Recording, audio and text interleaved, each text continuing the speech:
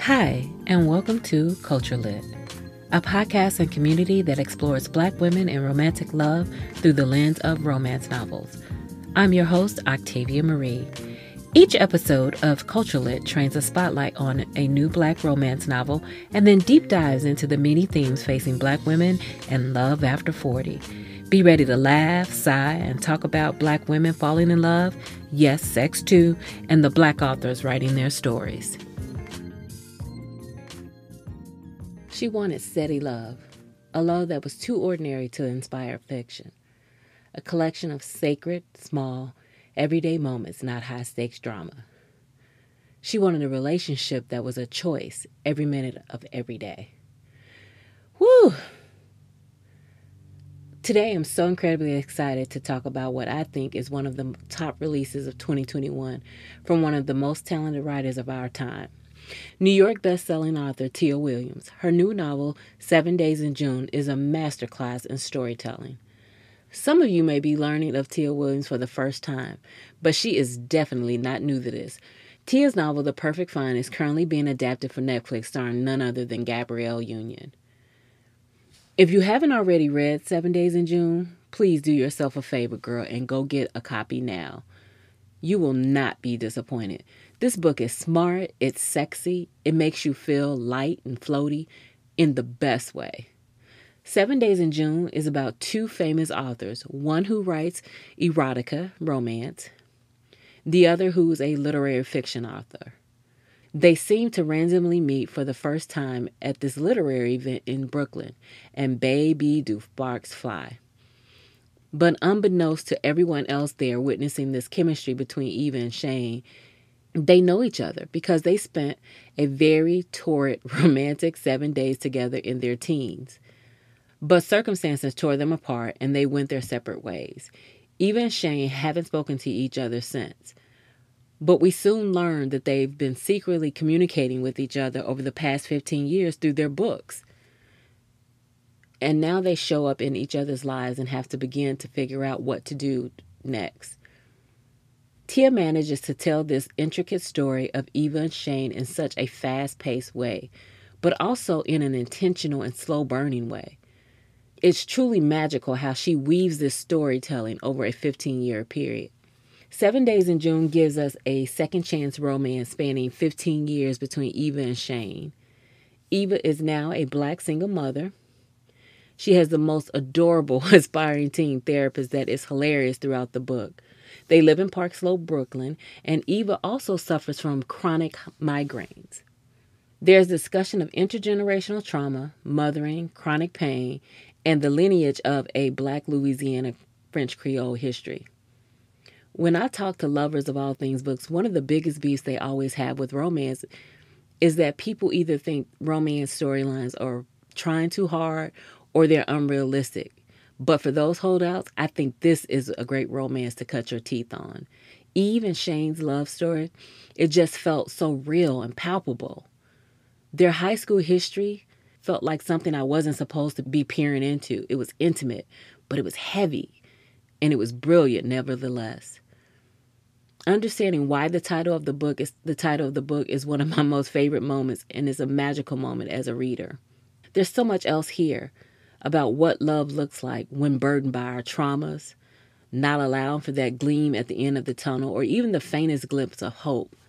What love looks like while suffering from a disability or an addiction, which I personally haven't seen to this extent in a romance novel. It deals with how our traumas can manifest into varying extremes, from healthy boundaries that hold you back from living your life to drowning into unhealthy old habits just because they're familiar. It's a beautiful depiction of the battle between the love we allow ourselves to receive because we are unworthy or too much to demand more versus what we deserve, which is always, always more. The way Tia integrates the story of a chronic pain illness into this romance is seamless because we all have something, you know. No one is this romantic comedy heroine just skipping through life. It's not just adorable clumsiness or the quirky gap. We deal with some real shit.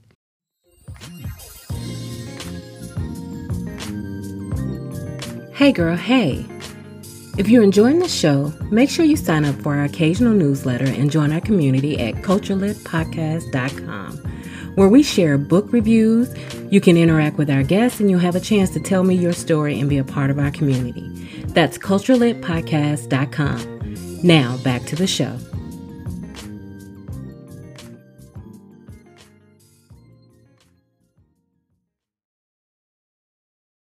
So I love the way Tia infuses such a real life issue into this second chance love story. Both Shane and Eva have these painful backstories and personal demons to tackle. I think that's one of the reasons why 7 Days in June resonated so much with readers, because Shane and Eva had real traumas to overcome, which just happened to be in the middle of a love story. My heart twisted and turned and was stretched thin and pulled in so many ways. This book was so good that somehow I did manage to get a headache when reading in a moving car, because I truly was elsewhere mentally. If you're at all interested or intrigued by this book, please pick it up. Eva and Shane's relationship is raw, it's vulnerable, playful, it's true. Tia weaves in so many important realities of her life into this character, making it all the more real and honest. For example, while dealing with chronic illness, we get to dive into the treatment of minors and patients of color by medical professionals. This really resonated with me because we're seeing more and more of that these days. I've even had an experience with my mother going through her cancer treatment with her cancer doctor. In 7 Days in June, when Eva is a teenager, she's not treated well by her medical professionals. The doctors become frustrated with Eva because she's not responding to any of their treatments. And then they do what doctors do. They take it out on her. It happens all too much in real life. That frustration then leads to doctors dumping the patients just to be done with it.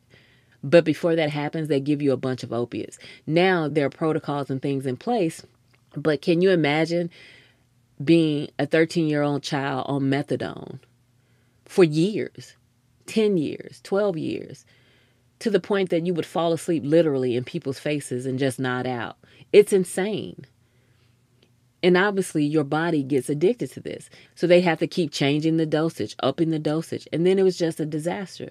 So doctors and adults start to dismiss your symptoms. They start with, oh, you're just about to get your period, or you're a very A-type person, you're stressing yourself out.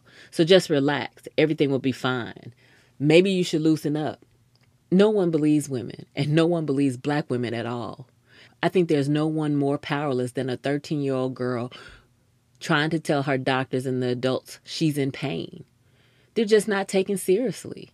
And then Eva wasn't even taken seriously. And because she was given these really powerful, weird drugs to combat her pain, it turned into an addiction. We see it all the time. And that happens a lot. So it's a deep issue the author gives you a look into. You see how Eva manages and how debilitating the migraines are for her, how it affects her relationships with her intimate partners, her friends, and even her daughter. Her daughter Audra was actually one of my favorite characters. She's an aspiring therapist and stand-in Snapchat therapist at her school. She's hilarious in this book. And I recently read that Audra is getting her own young adult novel, which I think is awesome. I can't wait to read Audra's story. I mean, because she has a booming therapist side hustle to her friends and classmates at school. She's so precocious. From her mannerisms and the way she speaks, you can tell that she grew up with a single mom who hung out with her mom and her mom's friends. And then she adapted the way they talk during their little kikis. She reminds me a lot of my daughter, listening to her, quote, grown folk conversations. And then stepping in, asking questions, and giving out advice.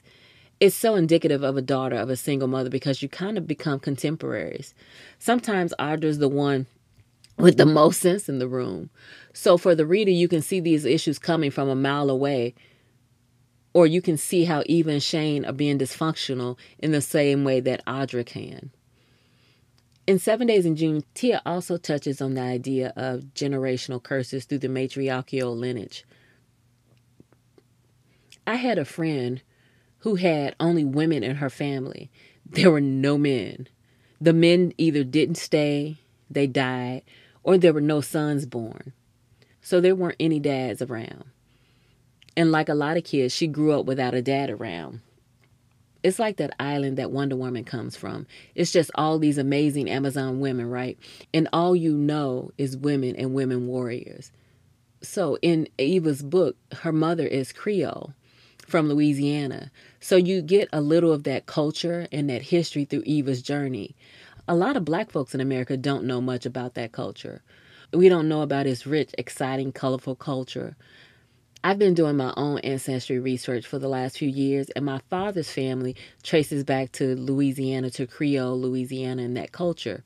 Everyone knows the food. You know the gumbo and crawfish etouffee, the jambalaya, and you know that part of the culture. But we really don't know where it comes from. We don't know that Louisiana French Creoles are Black people who descended usually from a French plantation owner and an enslaved Black woman. And then over the years, there's intermarrying with Native Americans, Spanish immigrants, and a lot of the Haitian people who rebelled in Haiti and made their way to Louisiana. There's such a mixture of different cultures and nationalities and backgrounds that created this really, really colorful culture in Louisiana. Everyone has French last names. Everyone's grandma or great-grandma speaks Creole, which is kind of a mixture between Southern Black English and bastardized French. The food is amazing. The music is amazing. The storytelling is absolutely out of this world. There's this fascinating oral tradition. And then the culture that kind of encapsulates the history of racial dynamics in America, because it's all right there. Like every Creole person can trace their roots back to a French guy and an enslaved Black woman. And in their bloodline is just the history of how this country came to be. And so it's a really interesting look into the culture. And there's this whole idea that Creoles are very, very light-skinned. And some even look completely like what you would think is white, blue eyes, curly blonde hair. Back in the early parts of the 21st century, there was a lot of passing too. Once they got to an age where they could leave their bayou town, they would move somewhere where no one knew them. And that's very looked down upon today, obviously. But back then, it was a matter of life and death. Like what they were escaping in those southern towns was terrorism and brutality. So it became a question of, can I stay here or can I go somewhere and have babies that I don't have to worry about being dragged out of their bed and burned at the stake? And Eva doesn't know her family. It's just been her and her mom. She's not connected to Louisiana or any place because she grew up all over the U.S. And so she has this burning urge to find out more about the women in her family. So that's another interesting dynamic the book touches on. 7 Days in June is about second chances and soulmates. I think we all have been there. We've all had that one that kind of got away. And we all ask ourselves the age-old question, do soulmates have an expiration date? I mean, I know that we all, like I said, we all have that one that got away, the one we wish we could have met at a different time in our lives. Some of us may wonder what could it be like to meet that person now? Like, would it feel the same 5, 10, 15 years later? Would we remember everything the same way? Would we have conflated it in our heads over the years? Would the love have faded? What would they be wearing? What would we say to each other after all that time? Like, would all be forgiven? 7 Days in June has all these questions about the one that got away. Eva has to reckon this old flame and the woman she used to be and who she's running from. Suddenly, Eva had to deal with her, learning how to love and forgive her. I think it makes her a stronger Eva in the end. You have to learn and accept yourself. Otherwise, you can't move forward with any honesty or authenticity. And I think my last thought after reading this book was that I wasn't even confident that Shane would stick around for a long-term relationship. But then I asked myself also, would Eva? Because Shane isn't the only one who has issues to deal with. All right, I'll leave it there. 7 Days in June is out now from Grand Central Publishing. If you haven't picked up your copy yet, you can order yours now through the Culture Lit Podcast bookshop link below. You can find Tia on her site at tiawilliams.net and on Instagram at tia_w_writes and on Twitter at tiawilliamswrites.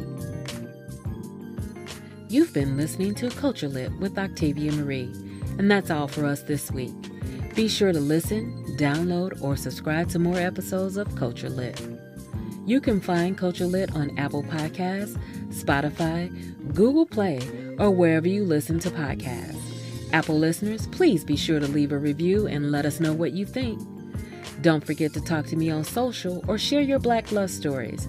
at Becoming Octavia Marie on Instagram or XO Octavia Marie on Twitter. Make sure you sign up for our occasional newsletter and join our community at culturelitpodcast.com.